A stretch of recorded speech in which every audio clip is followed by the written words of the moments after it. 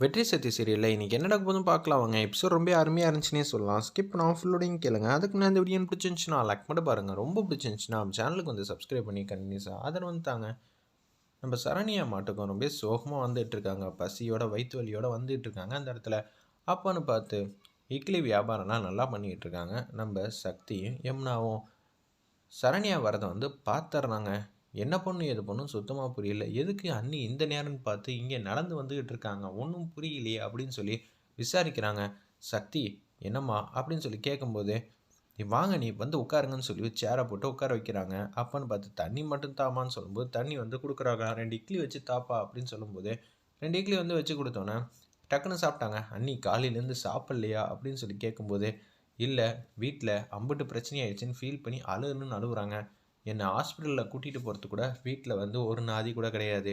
ஏன்னா நான் ஒரு அனாதை தானே. பூஜா பின்னாடியே வந்து எங்கள் அம்மா வந்து போயிட்டாங்க ரங்கநாயகி. ஓ உங்களை செக்கப் வந்து கூட்டிகிட்டு போக முடியாத அளவுக்கு இங்கே வந்து சண்டை போட்டுட்டு இருந்தாங்களா? அந்த அளவுக்கு பூஜாவுக்கும் முக்கியத்துவம் கொடுக்குறாங்க. சரி அண்ணி நான் உங்களை கூட்டிகிட்டு போகிறேன். மாமாட்ட சொல்லியிருக்கலாமேன்னு சொல்லி கேட்குறாங்க. அந்த இடத்துல நம்ம சக்தி, மாமாட்டியா அப்பாட்ட சொன்னா என்ன சொல்லாட்டா என்ன, அவர் மாட்டு வருவாப்புல விஷயத்த சொல்லுவாப்புல டக்குன்னு கிளம்பிடுவாங்க. நம்ம என்ன சொல்கிறோங்கிற விஷயத்த கூட காதில் வாங்கிக்க மாட்டாங்க. ஆனால் என்ன பண்ணுறது, நான் என்னோடய பொழப்பு அப்படி தானே அந்த வீட்டில் வந்து ஓடிக்கிட்டு இருக்குன்னொன்னே, சரி வாங்க நீ போயிட்டு வந்துடுறேன் அப்படின்னு சொல்லிட்டு யமுனாட்ட வந்து சொல்கிறாங்க. நான் வந்து சரண்யா நீ ஹாஸ்பிட்டல் கூட்டிகிட்டு போயிட்டு வரப்போகிறேன், நீ வியாபாரம் முடிஞ்சோன்னே வீட்டுக்கு போ, மதியான வியாபாரத்துக்கு நான் வந்துடுறேங்கிற மாதிரி தான் பேசுகிறாங்க. அந்த இடத்துல நம்ம சக்தி அப்படியே ஹாஸ்பிட்டலுக்கு வந்து கூட்டிகிட்டு போகிறப்ப வெயிட் பண்ணிகிட்டு இருக்காங்க. வெயிட்டிங் ஹாலில் டாக்டர் வந்து உள்ளே வந்து கூப்பிட்றாங்க. குழந்தையோட அசைவே இல்லைன்னு சொல்லிகிட்டு இருக்காங்க. என்ன ஏதுன்னு பாருங்கன்னு சொல்லும்போது செக் பண்ணி பார்க்குறாங்க. ஆமாம் குழந்தைங்களோட அசைவு எனக்கும் கொஞ்சம் சந்தேகமாக தான் இருக்குது. ஆனால் பெரிய பிரச்சனையாக இருக்குமா இல்லையான்னு தெரில. ஆனால் டெஸ்ட் பண்ணால் தான் அடுத்தது என்ன ஏதுன்னு சொல்ல முடியும்னு சொல்லி சொல்கிறாங்க. வெறும் வயிற்றுல வாங்க, காலையில் வந்து டெஸ்ட் பண்ணிடலாம். எல்லாம் நார்மலாக இருந்தால் பிரச்சனை இல்லை, அட்நார்மலாக இருந்துச்சுன்னா பார்ப்போம் ஏதோ வைத்தியம் பண்ணி சரி பண்ண முடியுமா இல்லையான்னு சொல்லி பேரதிர்ச்சி தர மாதிரி சொல்லிடுறாங்க. அந்த இடத்துல ஷாக் ஆகி வீட்டுக்கு ரொம்ப சோகமாக அந்த ஆட்டோவில் வந்து வந்துட்டு இருக்காங்க. அண்ணா ஒரு 5 நிமிஷம் நாங்கள் பர்சனலாக பேசணும், கொஞ்சம் இறங்கிக்கிறீங்களா அப்படின்னு சொல்லும்போது ஆட்டோவை ஓரமாக நிப்பாட்டிட்டு அப்படியே வந்து ஃபீலிங்காக வந்து சக்தியும் நம்ம சரண்யாவும் பேச ஆரம்பிச்சிட்டாங்க. எனக்கு அந்த வீட்டில் மதிப்பு மரியாதை இல்லைன்னா கூட பரவாயில்ல, பொண்ணுக்கு ஒரு பிரச்சனைனா பார்க்குறதுக்கு அம்மானு ஒருத்தவங்க எப்போதும் அன்பாக பாசமாக இருப்பாங்க. ஆனால் என்ன பண்ணுறது, எனக்கு தான் அப்படி ஒரு குடுப்பனையே இல்லாமல் போயிடுச்சுன்னு சொல்லி அழுகுறாங்க. ரங்கநாயம்மா பேசிக்கலி நல்லவங்க தான். அவங்கள ஆப்போசிட்டில் எப்படி டியூன் பண்ணுறோமோ அதுக்கேற்ற மாதிரி தான் இருப்பாங்க. இப்போ வெற்றியும் பெருசாக வந்து அங்கே இருக்கிறது இல்லையா, அதனால தான் குளிர் விட்டு போயிடுச்சு. பூஜாவுக்கு அவள் வச்சது தான் சட்டாங்கிற மாதிரி போயிட்டே இருக்குங்கிற மாதிரி ரொம்ப எமோஷ்னலாக வந்து பேசுகிறாங்க. அந்த இடத்துல இதை கேட்டோன்னு வந்து ஷாக் ஆகிட்டாங்க.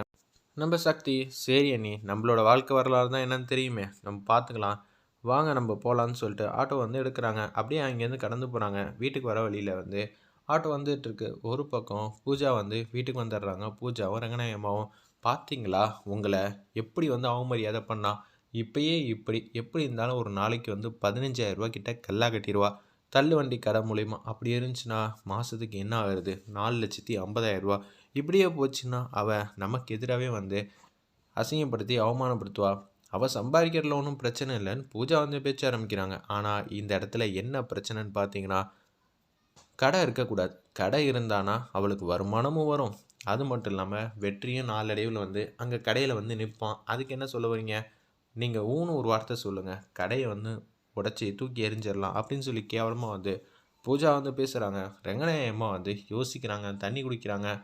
வெற்றிக்கிட்ட ஃபஸ்ட்டு பேசி பார்ப்போம், அவன் என்ன சொன்னாலும் சக்தி கேட்டு தானே ஆகணும். சாரி அத்தை, அதில் ஒரு சின்ன கரெக்ஷன், சக்தி என்ன சொன்னாலும் அதை தான் நம்ம வெற்றி வந்து கேட்பான். இது தானே வந்து உலக நீதி, பொண்டாட்டி பேச்சு தானே வந்து குறிப்பாக வந்து வெற்றி வந்து கேட்டுட்ருக்கான் அப்படின்னு சொன்னோன்னே கடுப்பாயிட்டாங்க. என்ன செய்யணும் எது செய்யணும் தெரில. ஒரு ஆட்டோ வந்து நிற்கிது, யாரா ஆட்டோவில் வந்து நிற்கிறான்னு சொல்லி வாசலை வந்து எட்டி பார்க்குறாங்க. அந்த இடத்துல நம்ம பூஜா சரண்யாவும் நம்ம சக்தியும் ஆட்டோலேருந்து மாதம் வந்து இறங்குறாங்க. ஃபஸ்ட்டு சரண்யா வந்து உட்காந்துட்டே இருக்காங்க. பக்கத்தில் ஒரு கட்டை இருக்குது. அந்த கட்டையை எடுத்துகிட்டு வச்சு கீழே தரையில் அடிக்கிறாங்க. அப்படியே பறக்குது. ஏரில் வந்து கேட்ச் பிடிக்கிறாங்க.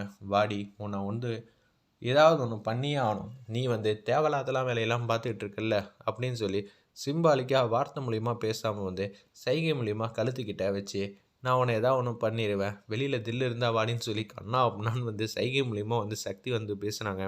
பூஜா வந்து அரண்டு போயிட்டாங்க. வாயை பழக்க ஆரம்பிச்சிட்டாங்க. அந்த இடத்துல ஒரு பக்கம் அத்தை யார் வந்திருக்காங்கன்னு பாருங்கன்னு சொல்லும்போது இவ்வளோ நேரம் வந்து கட்டையை வந்து மாஸ் பண்ணிட்டு இருந்த சக்தி வந்து அப்படியே அமைதியாக வந்து கட்டை வந்து கீழே எடுத்து வச்சுட்டாங்க. உடனே ரங்கநாயகமா வராங்க.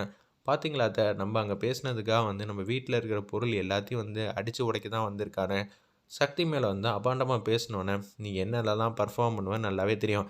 அத்தை, கட்டை எதுக்காக வச்சுருக்கேன்னா கோலப்பொடி இல்லை, அதனால தான் தரையில் வந்து கட்டையை வச்சுருக்கேன். கோட்டை தாண்டி நானும் வரமாட்டேன், நீங்களும் வரக்கூடாது, சரிங்களா? நான் வந்து சரண்யா அண்ணியை வந்து வீட்டில் விட்டுட்டு போகலான்னு தான் வந்தேன், மற்றபடி ஒன்றும் இல்லை, சரிங்களான்னு சொல்லிட்டு. அண்ணி எதை நினச்சி கவலைப்படாதீங்க, நான் போயிட்டு வரேன், ஹெல்த்தை பார்த்துக்கங்கன்னு சொல்லிட்டு ஆட்டோ எடுத்துகிட்டு சக்தி மட்டுக்கும் மாதம் வந்து கிளம்புறாங்க.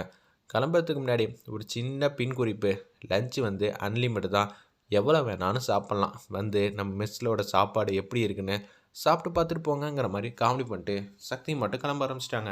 உடனே சரண்யாவை பார்த்து வறுத்தெடுக்கிறாங்க. நம்ம ரங்கநாயம்மா, ஹாஸ்பிட்டலுக்கு போனியாம்மா, செக்கப்புக்குள்ள என்ன டாக்டர் சொன்னாங்கன்னு கேட்குற, அம்மாவை பார்த்துருக்கோம், ஆனால் எனக்கு எதிராக வந்து நீ அங்கே சதி திட்டம் போடுறியா? என்ன நினச்சிக்கிட்டு இருக்க? நீ அவ கூட சதி திட்டம் போட்டோன்னே தெரிஞ்சிச்சு. நானா உன்னை 10 மாதம் வயித்துல வந்து சுமந்து பெத்தேன்னு சொல்லி கண்ணா திட்ட ஆரம்பிச்சிட்டாங்க எப்போதும் போல். என் வீட்டு சாப்பாடு உப்பை சாப்பிட்டுக்கிட்டு அங்கே என்னடி விசுவாசம் பண்ணிக்கிட்டு இருக்க? இதுக்கு நீ பேசாமல் இந்த வீட்டை விட்டு போனால் கூட நான் கவலைப்பட மாட்டேன் அப்படின்னு சொன்னேன்.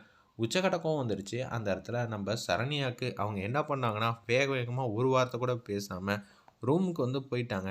லக்கேஜ் எல்லாத்தையும் வந்து பேக் பண்ணுறாங்க. ஒரு ட்ராலி பேக்லேயும் இன்னொரு பையிலையும் வந்து எல்லா லக்கேஜையும் வந்து ட்ரான்ஸ்ஃபர் பண்ணிவிட்டு அப்படியே குடுகுடுன்னு கீழே வரத்துக்கு முன்னாடி சக்திக்கு வந்து ஃபோன் அடிக்கிறாங்க. சக்தி, உடனே ஆட்டோவை திருப்பிட்டு நம்ம வீட்டுக்கு வாமா, ரொம்ப எமர்ஜென்சி அப்படின்னு சொன்னோன்னே, என்ன ஆச்சுன்னு தெரியலையே, நம்ம கூட வந்து இறங்குனதுனால அங்கே ஏதாவது ஒரு பிரச்சனை பண்ணியிருப்பா பூஜா, இப்போ என்ன செய்ய போகிறோன்னு தெரிலங்கிற மாதிரி பேரதிர்ச்சியாக வந்து இருக்காங்க. அந்த இடத்துல ஒரு பக்கம் வந்து உச்சக்கட்ட கோவத்தில் வந்து அப்படியே ஆட்டோவை திருப்பிட்டு வந்து நிற்கிறாங்க. நிற்கும் போது என்ன ஆச்சுன்னு பார்த்தீங்களா திருப்பி வந்து சக்தி வந்திருக்கான்னு சொல்லி ரங்கநாயகி கிட்ட வந்து சொல்லாதெல்லாம் சொல்கிறாங்க. வா சக்தி, இங்கே நிற்கிறது 10 பைசா கூட பிரயோஜனம் இல்லைன்னு எனக்கு தெரிஞ்சிச்சு. நல்லவங்கலாம் எங்கள் அம்மா கூட இருக்கக்கூடாது, கெட்டவங்களாம் யார் யார் இருக்காங்களோ அவங்க தான் எங்கள் அம்மா கூட இருக்கணும்னு நல்லாவே புரிஞ்சுக்கிட்டேன். வா சக்தி போகலாம் அப்படின்னு சொல்லும்போது சக்தி வந்து செம்மையாக வந்து பூஜா வந்து முறைக்கிறாங்க. இவ தான் ஏதாவது ஒன்று கிடக்கா ஒன்று சொல்லியிருக்கணும், அதனால தான் சரண்யா வந்து இப்போதைக்கு ப்ரெக்னெண்ட்டாக இருக்காங்க. நாளைக்கு டாக்டர் என்ன ரிப்போர்ட் சொல்லுவாங்கன்னே தெரியாமல் இருக்குது. அப்படி இருக்கிற சூழ்நிலையில்